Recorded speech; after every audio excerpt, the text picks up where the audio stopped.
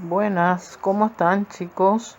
Después de un receso, estarán con todas las energías para continuar con nuestras clases, ¿verdad? Que es así. ¡Qué suerte! ¡Cuánto me alegro! Y bueno, continuemos. En este encuentro nos abocaremos a la clase 5, a la quinta clase, que habla del proceso de enseñanza-aprendizaje, que nos dice que la enseñanza, para ser eficaz, debe configurarse como una actividad inteligente, metódica y orientada por propósitos definidos. Los dos grandes males que debilitan la enseñanza y restringen su rendimiento, ¿saben cuáles son? La rutina, sin inspiración, sin objetivos, sin meta, sin capacidad. Y la improvisación, dispersa, confusa y sin orden. El mejor remedio contra esos dos grandes males de la enseñanza, ¿saben cuál es? El planeamiento. El planeamiento. Hoy nuestra unidad trata sobre ese proceso de enseñanza, aprendizaje y la importancia que tiene un planeamiento.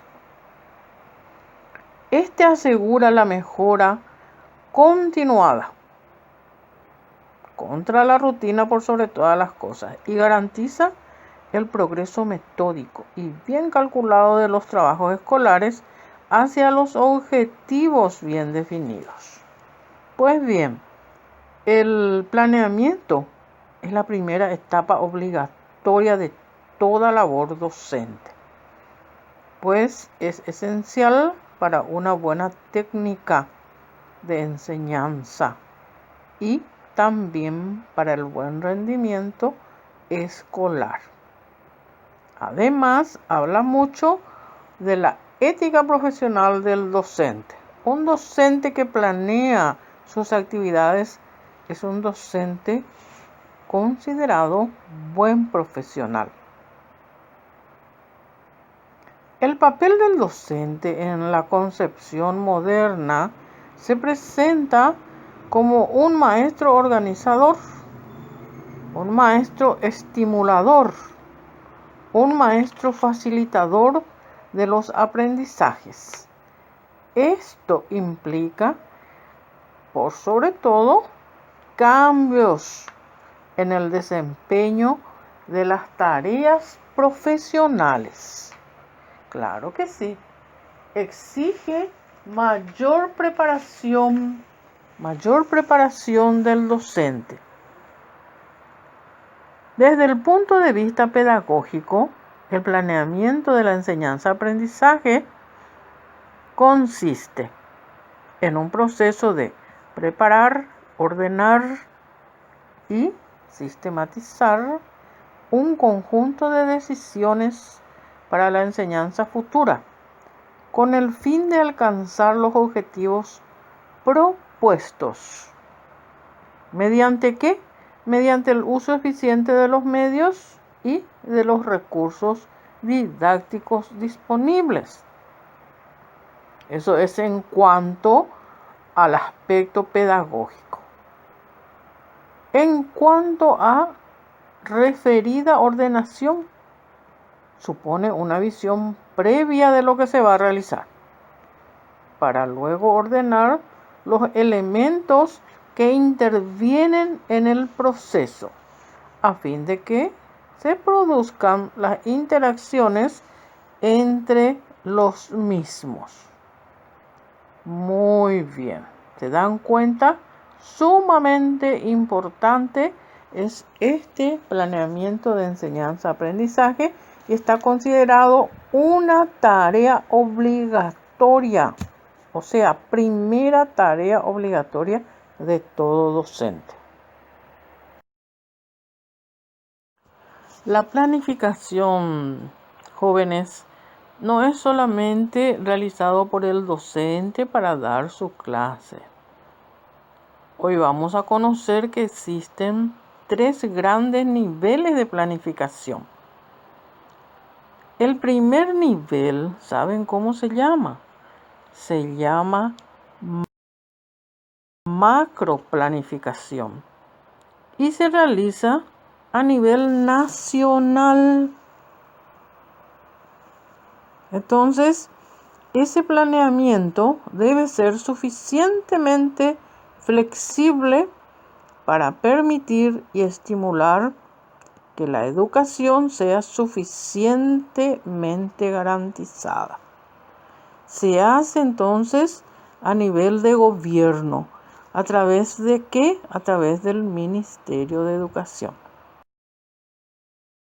El planeamiento integral educacional se sitúa a nivel macro dentro del sistema educativo y representa la orientación que un gobierno da a la educación del país, por lo cual se considera una filosofía de la educación. Allí se debe tener en cuenta la realidad, las necesidades y las aspiraciones nacionales, que tiende hacia la mejor realización de los ciudadanos. Las decisiones adoptadas en este macro nivel, jóvenes, se operacionalizan en un conjunto de, ¿saben de qué? Se atienden los objetivos, los fines, los principios, las metas, los postulados que tendrán en cuenta para poder realizar la planificación a nivel nacional. El segundo nivel se denomina mesoplanificación. En este nivel regional se podrá comprender al departamento. Por ejemplo, departamento del Alto Paraná, departamento de Caguazú, departamento central o las instituciones educativas. Estas deben adecuarse, ¿verdad?, a los objetivos nacionales, adecuar a sus instituciones, a sus necesidades, a sus características particulares. Por ejemplo, las necesidades, realidades del Alto Paraná no son iguales a las necesidades del departamento central. De ahí entonces el segundo nivel, que se denomina mesoplanificación. Pasamos al tercer nivel, jóvenes, que se llama microplanificación.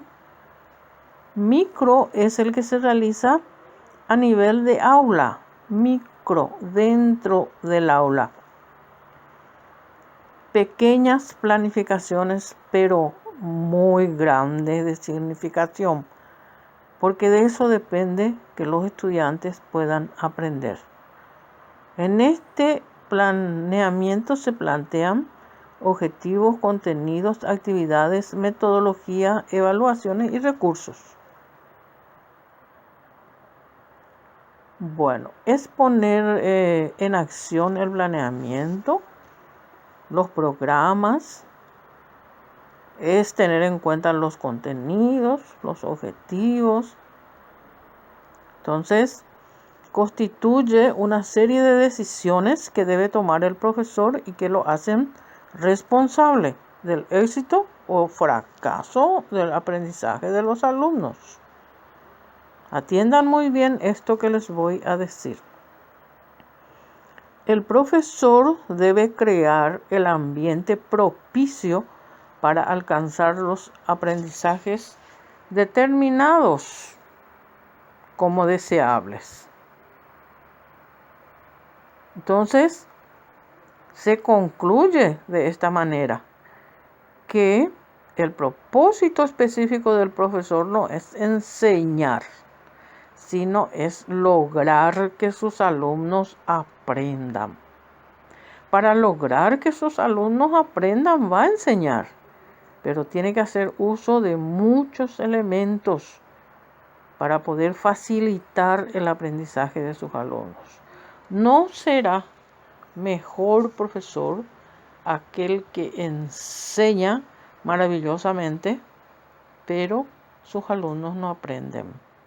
Será todo lo contrario. Mejor profesor, mejores aprendizajes de los alumnos. Ese será el resultado. Bueno, la planificación puede ser a nivel de unidades. Si ahí tienen 9 unidades, entonces se hace la planificación por unidades. Se hace también plan de clase. ¿Qué quiere decir eso? Que para cada clase el profesor hace una planificación para cada clase. ¿Qué es lo que quiere lograr con esa clase? ¿Cómo va a empezar? ¿Cómo va a continuar? ¿Cómo va a terminar? Una planificación didáctica debe ser útil, debe ser auténtico y debe cumplir con las funciones que requiere. No una flamante planificación, pero ¿qué ocurre? El profesor no desarrolla las actividades de ese plan. Entonces va por un lado, no más, el profesor, y su plan está por otro lado. Las características que debe tener este planeamiento didáctico son: primero, la unidad. Todo planeamiento debe responder a un conjunto de objetivos, a un conjunto de capacidades. Segunda característica, la continuidad. Debe ser secuencial, debe ser continuo. El proceso debe ser continuo. El segundo debe ser la continuidad del primero. Y el tercero debe ser la continuidad del segundo, ¿verdad? Y no un tema hoy quedó un poco sin terminar. Para la próxima clase aparece ya otro tema. Después la próxima clase, la clase posterior, vamos a terminar lo poquito que faltó de esta primera clase. No, la continuidad debe verse en las acciones. Flexibilidad. Los planes deben realizarse de tal manera que puedan tener algunas alteraciones si es que hace falta. Precisión. Los planes tienen que ser exactos, jóvenes. Entonces, exactamente lo que yo creo que voy a poder cumplir es lo que yo tengo que escribir en el plan. La última característica de la planificación se llama realismo o adecuación a la realidad. La planificación debe realizarse en base a una realidad concreta, con metas bien específicas y que sean posibles a cumplirse. No poner actividades extravagantes, al final no se adecuan a la realidad del estudiante. Son entonces sus características: unidad, continuidad, flexibilidad, precisión y realismo. Bueno, hemos visto el planeamiento, la importancia de una planificación. Hemos visto también los niveles de planificación y también vimos las características que deben responder las planificaciones. Muy bien, tenemos en la plataforma una tarea donde les pide que determinen los niveles y las características y a qué qué institución corresponde y les pide también en forma ordenada que citen y comenten las características que debe tener una planificación. Ese sería como evaluación de nuestra clase y tendría su puntaje de 10 puntos.